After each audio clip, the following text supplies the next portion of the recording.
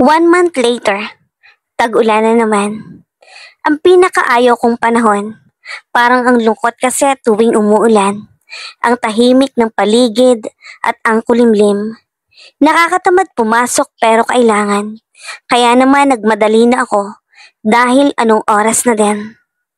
Dad, kailangan ko na pong umalis. Time is running too fast. I said and waved goodbye at tumango na lamang si Dad. Nasa isang hospital nga pala ako. My father is a doctor kaya naman, pagkalabas ko ng pinto, puro puti ang sumalubong sa akin. At lahat ng nurse na nadadaanan ko ay binabati ako. They sometimes calling me sir because I am my father's son, the great owner of this place. He was well-known doctor for being too kind. Minsan halos ilibre na niya yung mga fees sa ibang pasyente na mahihirap. And I admired my dad because of that. That is why I decided to take over this hospital in the future and to be a successful doctor who help people. Pagkalabas ko ng hospital, agad kong inilabas ang payong ko sa aking bag. Magsisimula na sana akong maglakad nang mapansin ko si Diana na lumabas galing sa loob. Huminto ako at pinanood siya at napagtanto ko na wala siyang dalang payong. It's late, hindi ba siya papasok? Tanong ko pero nakasuot siya ng uniforme kaya siguradong papasok siya. But I wonder who was the one who visited inside. Habang pinagmamasdan ko siya, hindi ko na malaya ng oras. Hindi ko na din alam kung ilang oras ko na ba siyang pinagmamasdan nang bigla siyang tumakbo. Ewan ko pero nagkusa hetong katawan ko na tumakbo at sundan siya. Maya't maya ay bigla siyang tumayo sa tabi ng puno upang magpahinga nang mapansin kong nababasa siya. Huminga ako ng malalim at naglakas loob na lapitan siya. 1, 2, 3, 4, 5, 6 na hakbang at tumigil ako. Urong-sulong ako dahil hindi pa rin ako makalapit sa kanya. Ewan ko ba pero ramdam ko ang kaba at hiya ko pagdating sa kanya. Naiinis ako sa sarili ko. Eros, iyan konting hakbang na lang at makakausap mo na siya. Pagalit na sinasabi ng isipan ko.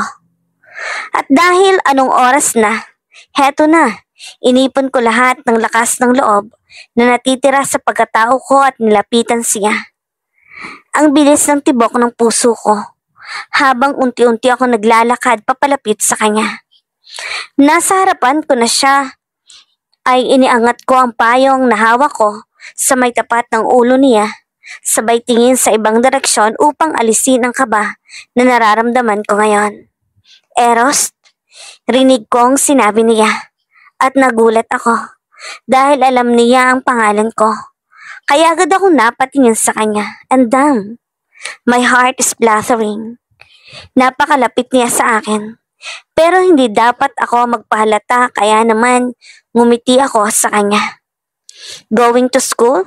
Ngiting tanong ko. She nodded her head. Oo, kaso hindi ko nadala yung payong ko dahil sa emergency, sagot niya. May na-hospital sa pamilya mo, right? Agad na sabi ko. Yes, paano mo nalaman? Tanong niya sa akin at napangiti na lamang ako. I saw you outside the hospital and followed you. Napahinto ako nang mapagtanto ko na nadulas na ang mga dila ko, but then she laughed. So, sinusundan mo ako? Patawang sabi niya and I am speechless. Halos pagpawisan ako sa kaba ang tanga ko. Hindi ako nag-iingat. You're so stupid.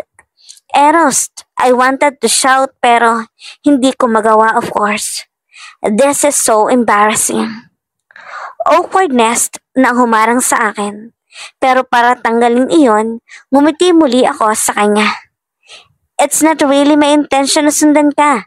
Yung katawan ko kasi binubulong sa isip ko na sumunod sa'yo. Pagbibiro ko at bigla na lang siyang natawa. "You're so funny," she said, and I know I'm blushing. Ramdam ko ang pag-init ng mga pisngi ko nang ngumiti siya. Napakaganda niya na wala akong magawa kundi ang kiligin. "I don't hate the rain right now, I guessed. I'm starting to love it," I thought. "Nga pala, anong oras na? Late na din. Sabay ka na sa akin papuntang school. Do you want?" Alok ko sa kanya. "I think I have no choice," hiting sabi niya at tumabi sa tabi ko ng maayos. At hindi ko mapigilan ang mga ngiti sa aking mga labi. Napakaswerte ko yata ngayong araw. Thank you, Lord. We're walking under the same umbrella. Pero ang awkward kasi pareho kaming tahimik. Tanging puso ko na lamang ata ang maingay dahil dinig na dinig ko ang bawat tibok nito. At tumingin ako sa mukha ni Diana. She is above my shoulder pala. Ang haba ng mga pilik mata niya. At ang amo niyang tingnan. It's my first time walking with her. And the fact that she is too close for me flattered my heart again. "Nga pala, sinong binisita mo sa ospital?" Tanong ko to break the silence between us. And I'm glad she answered back. Yung lola ko, alam mo na, may edad na. Kaya hindi na malakas," sagot niya. "I'm sorry to hear that," I said at ngumiti siya sa akin. "Don't be sorry, that's life." Ready na ako sa mga posibleng mangyari. At tanggap ko na yon. Pagpapaliwanag niya and I found her more interesting. She's brave and positive then. "You have your point. People come and go. There's nothing we can do," I said. "Yeah. By the way, thank you sa pagsabay sa akin," sabi niya. Hindi ko man lang namalaya na nasa harapan na pala kami ng school namin. "So, goodbye here now? Thank you once again," she said. "Wait, hatid na kita hanggang sa harapan ng room mo. Medyo hindi rin malayo." Agad na sabi ko. "I'm fine, thank you," sabi niya at bago pa man ako magbitaw ng salita ay agad siyang tumakbo habang hinaharangan ang ulo niya. Gamit ang bag niya. Napangisi na lamang ako at nang hindi ko na siya matanaw, ay nagbalak na rin akong pumunta sa room. But someone just jumped at my back. "Hey, may hindi naman ata ako nalalaman," sabi ng boses and it was Zio. "Anong ginagawa mo dito? Late na." Pagwawala ko sa sinabi niya. "Don't change the topic, bro. It's obvious. I'm late. That's why."